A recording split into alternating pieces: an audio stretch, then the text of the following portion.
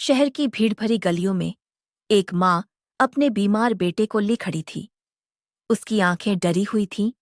उसके पास न तो दवाई के पैसे थे, न ही बच्चे को एक वक्त का खाना खिलाने की हिम्मत। बड़ी मुश्किल से उसने किसी से 1,000 रुपये उधार लिए।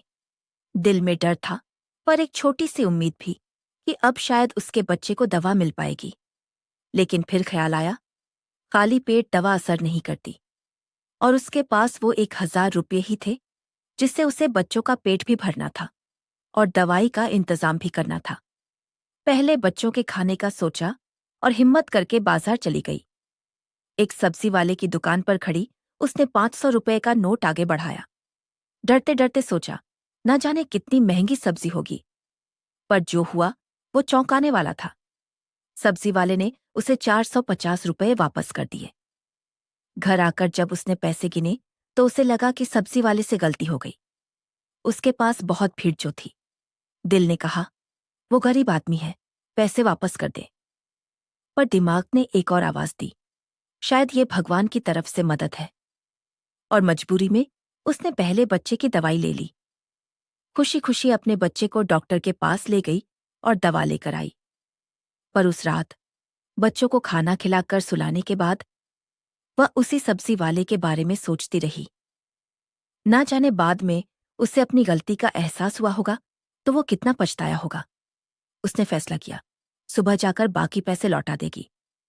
पर उसे क्या मालूम था, ये गलती सब्जी वाले की नहीं, बल्कि शायद उसकी अपनी थी। उसकी जिंदगी का सच इतना दर्दनाक था। एक गरीब घर से थी वह। पापा शराबी थे और माँ लोगों के घरों में काम करती थी। उसके पापा ने उसकी बड़ी बहन को जुए में हार दिया था, जिससे दोनों बहनें एक दूसरे से जुदा हो गईं। उसने बहुत कोशिश की कि वह अपने पापा की बुरी नज़र से बच सके, सुकून पा सके, पर होनी को कौन टाल सकता है। आखिरकार जब वह 16 साल की हुई तो उसे भी उसके पापा जुए में हार गए। और फिर वह शादी करके अपने पापा जैसे ही एक शख्स के घर में आ गई। वह भी अपनी माँ की तरह लोगों के घरों में काम करती। अपनी कमाई को जुआरी पति के हाथों से बचाने के लिए वह तरह तरह की कोशिशें करती। कभी कपड़ों की पोटली में छिपाती तो कभी राशन के डिब्बों में। फिर भी वो उसकी कमाई छीन कर ले जाता। उसके 3 बच्चे थे, तीनों बेटे। उसे खुशी थी कि कम से कम कोई बेटी नहीं थी, जिससे उसका बाप भी उसकी तरह बीच बाजार में बेच देता।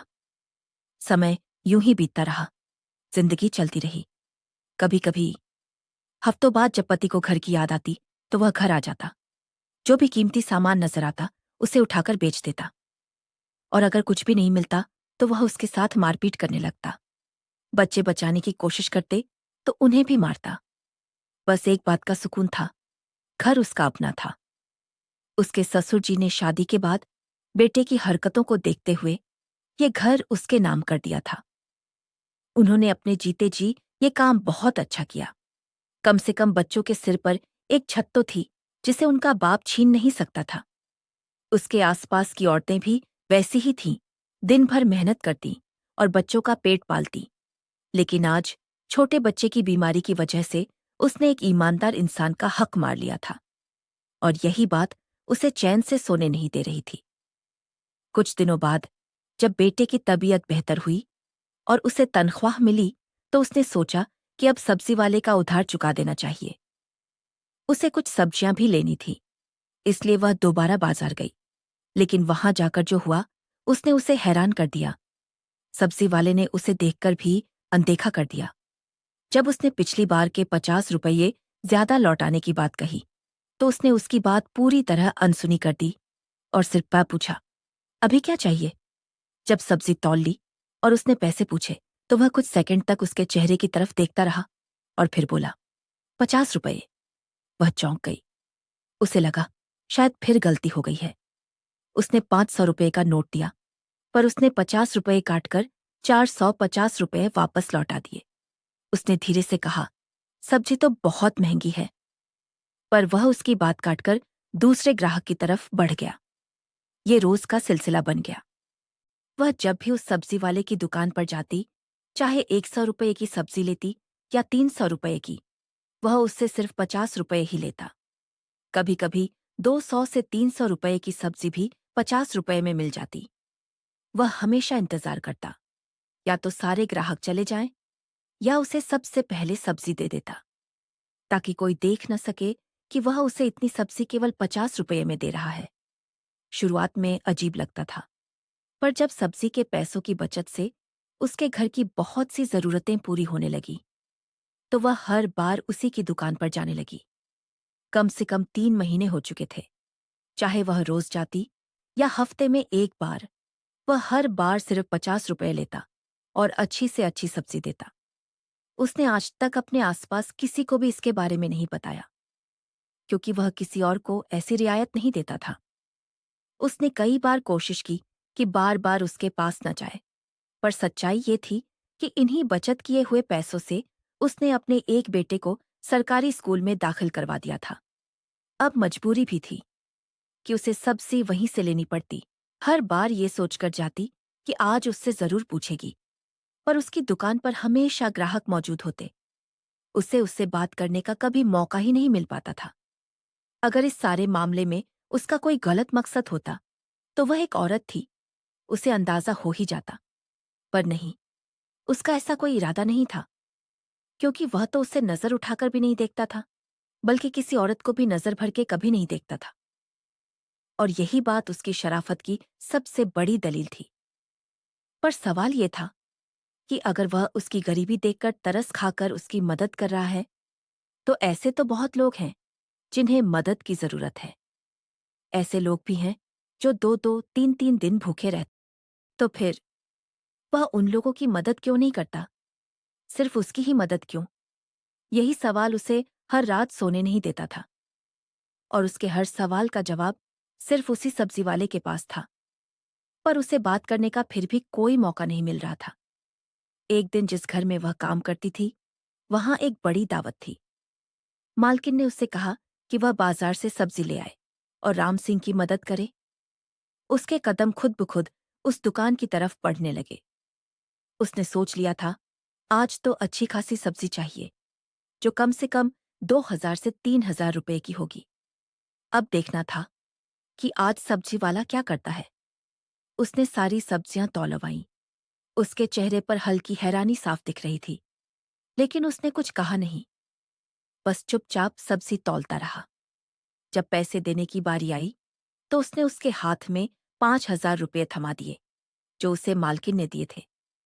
लेकिन हमेशा की तरह उसने 5,000 रुपये में से भी सिर्फ 50 रुपये काटे और बाकी रकम लौटाने लगा। तब उसने उससे कहा, ये सब्जी मैं अपनी मालकिन के लिए ले जा रही हूं। ये सुनते ही उसके हैरान चेहरे पर हल्की सी मुस्कुराहट आ गई और उसने पूरी कीमत काटकर 2,000 रुपये उसे वापस कर दिए।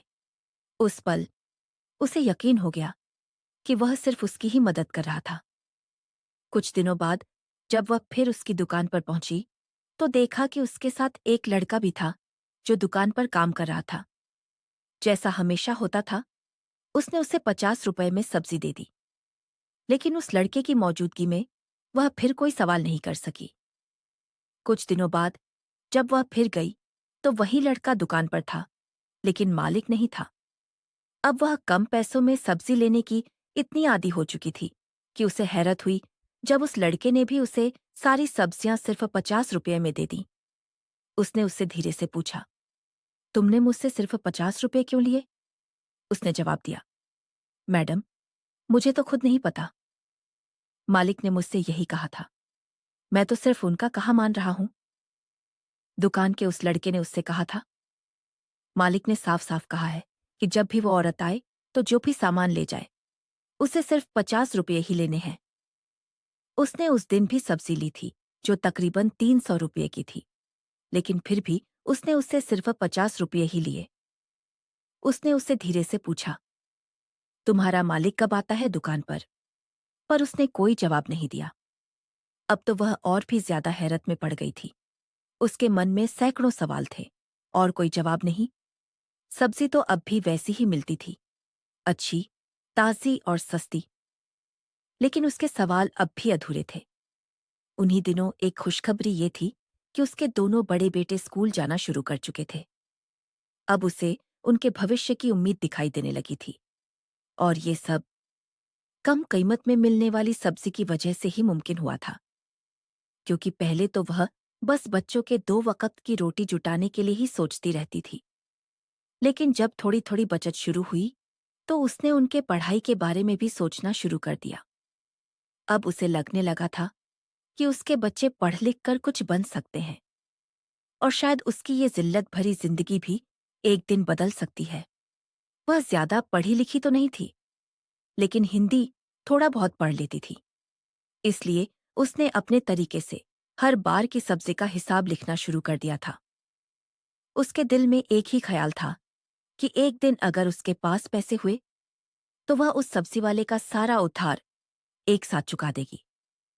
उसने ये राज अपने बच्चों से भी नहीं साझा किया था, क्योंकि अगर गलती से वो अपने दोस्तों से जिक्र कर देते तो लोग सवाल उठाते। सबसे पहले सवाल उसके किरदार पर आता। और हाँ, वह गरीब जरूर थी, लेकिन बदकिरदार नहीं थी। पर यह बात भला कौन समझता? सब यही पूछते, वो तुम्हें इतनी सस्ती सब्जी क्यों देता है? इस पूरे सिलसिले को 7 से 8 महीने बीत चुके थे, लेकिन अब तक वह उस सब्जी वाले से सवाल नहीं कर सकी थी।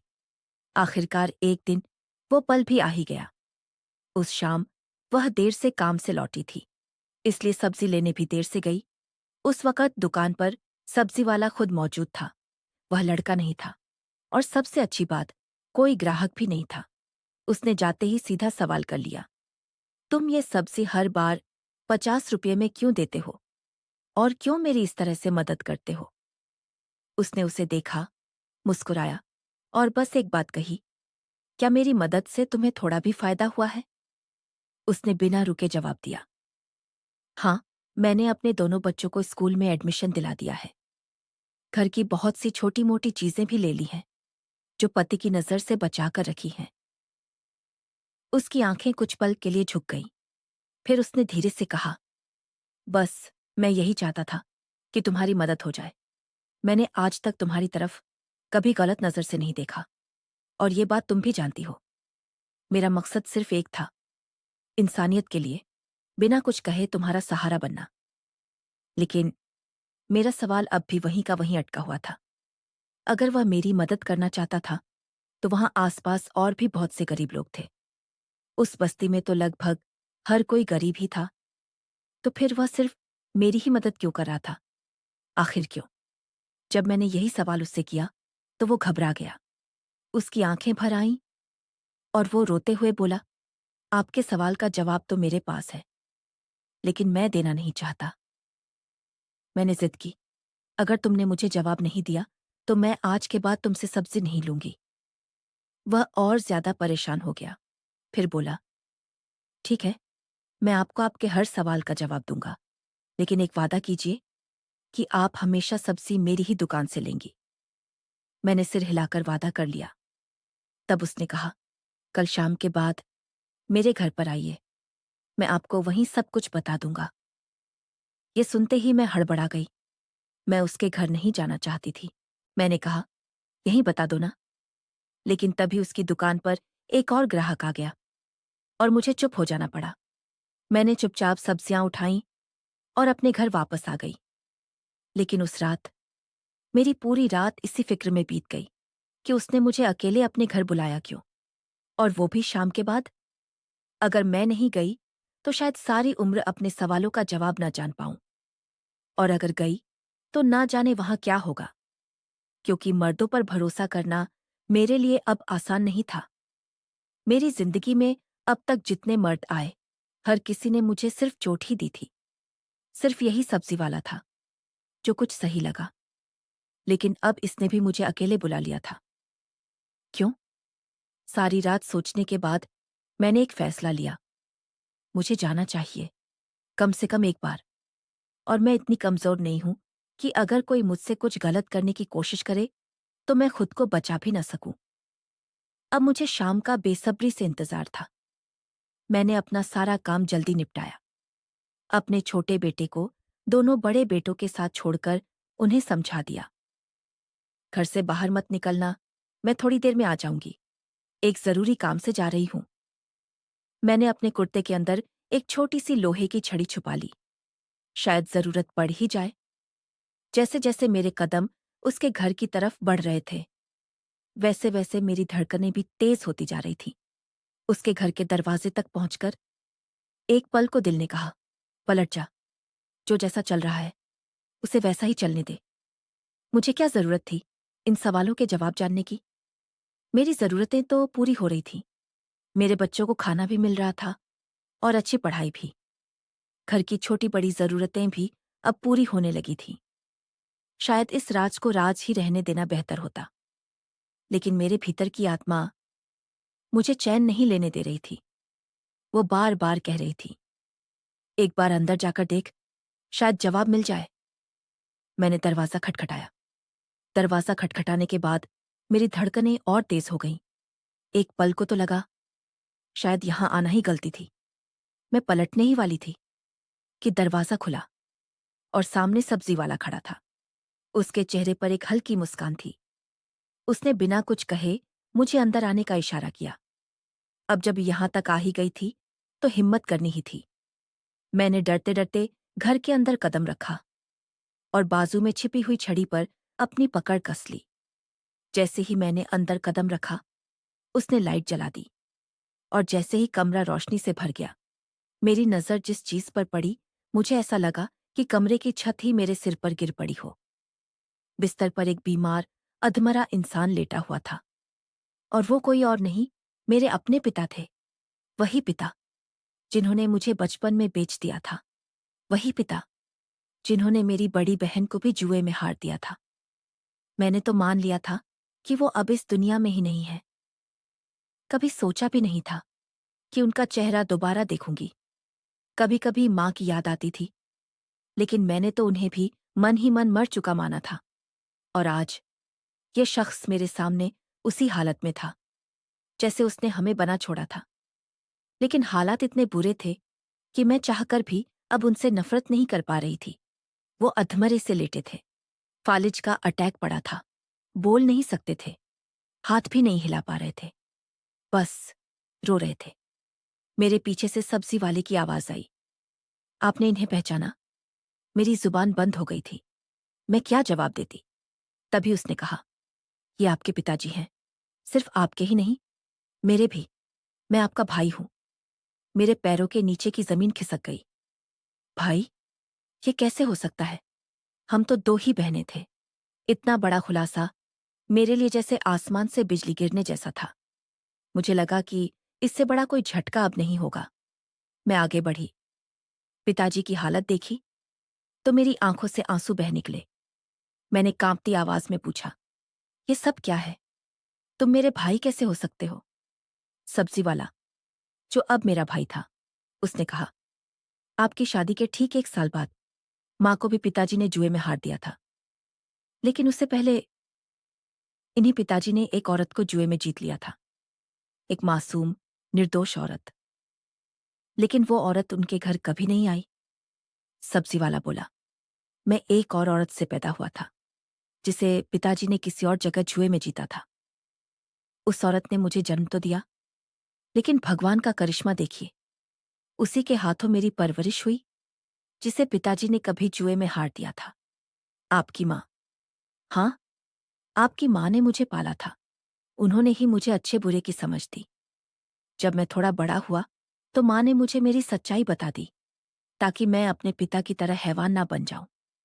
मुझे पता था मैं पढ़ाई नहीं कर पाया, इसलिए कोई बड़ी नौकरी नहीं कर सकता था। तो मैंने सब्जी का ठेला लगा लिया और इज्जत से मेहनत करके कमाने लगा। फिर 3 साल पहले माँ भी इस दुनिया को छोड़कर चली गई। उसके बाद मैंने अपने रिश्तेदारों के बारे में जानना चाहा, आपके बारे में। पता चला कि आपकी शादी के बाद आपकी भी जिंदगी बर्बाद हो चुकी है और लोगों ने तो यह तक कहा कि आप बच्चे को जन्म देते हुए मर गई थीं। मुझे यही बताया गया कि अब आपके पास कोई नहीं है सिवाय एक पिता के और एक बहन के। मैंने जानने की कोशिश की कि आप कहाँ हैं, किस हाल में हैं। फिर कुछ समय पहले पिताजी मुझे एक बुरी हालत में मिले। फालिज का अटैक पड़ा हुआ था। कुछ बोल नहीं सकते थे, कुछ खा भी नहीं सकते थे। मुझे तरस आ गया। जैसे मेरी माँ ने मुझे अपनाया, मैंने भी उन्हें अपने घर ले आया। उसी दिन से मैंने उनकी सेवा शुरू की और दुकान पर एक लड़का रख लिया ताकि मैं पिताजी का घर पर ध्यान रख सकूं। और जब मैंने आपके बारे में सही जानकारी पाई तो आपकी मदद करने का फैसला किया, एक भाई की तरह। लेकिन मैं जानता था, अगर मैं सब्ज़ी आपको मुफ्त देता तो आपकी खुददारी को चोट पहुंचती। इसीलिए मैं हर बार आपसे सिर्फ 50 रुपए ही लेता था, ताकि आपको लगे कि आपने मेहनत की कमाई से कुछ खरीदा है। आपकी इज्जत बनी रहे और मेरा मकसद भी पूरा हो जाए। शुरुआत में आपको लगा, शायद मैं गलती से पैसे ज्यादा दे रहा हूं, लेकिन जब इन्हीं पैसों से आपके घर की जरूरतें पूरी होने लगी, तो आप खुद ही मेरी दुकान आने लगी। और मैं भी हर सवाल का जवाब जानबूझकर नहीं देता था, क्योंकि मेरे लिए ये मदद सिर्फ एक कर्तव्य थी, एक गरीब भाई की अपनी बहन के लिए।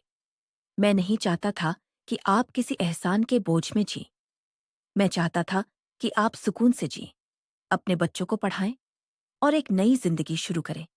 और इस तरह एक अनकहे रिश्ते की नींव पर एक भाई ने अपनी बहन के लिए बिना किसी उम्मीद के एक नया सवेरा रच दिया था। रिश्तों की ये डोर खून की नहीं, इंसानियत और प्रेम की थी। एक ऐसा रिश्ता जो किसी भी जुए में हारा नहीं जा सकता था। अगर ये कहानी आपके दिल को छू गई हो तो इसे लाइक और शेयर करें। और हाँ, ऐसी ही और कहानियां सुनने के लिए चैनल को सब्सक्राइब जरूर करें।